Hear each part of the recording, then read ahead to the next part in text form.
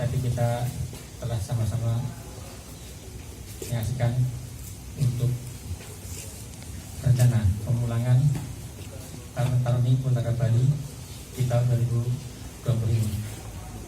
Dan sebagaimana telah kami sampaikan, kita telah melalui beberapa tahap untuk memastikan bahwa taruna-taruni ini pulang dalam kondisi sehat dan betul-betul negatif. Kenapa? Karena kami harus meyakinkan mereka akan ketemu dengan keluarga.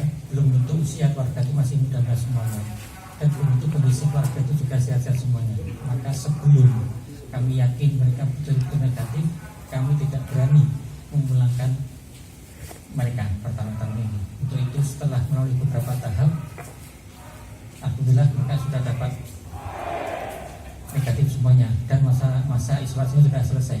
Kemudian perlu kami sampaikan bahwa selama mereka di dalam kampus ini, kami selalu menjaga kesehatan mereka. Kemudian kami langsung tutup kampus ini, walaupun dari semula memang dari tanggal 8 tidak ada yang boleh masuk.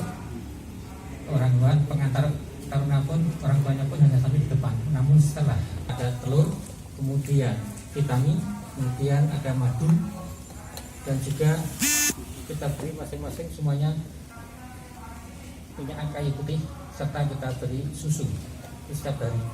Kemudian tambah lagi kita melaksanakan nebulizer rempah Bali sehari 3 kali, pagi, siang, sore, masing-masing.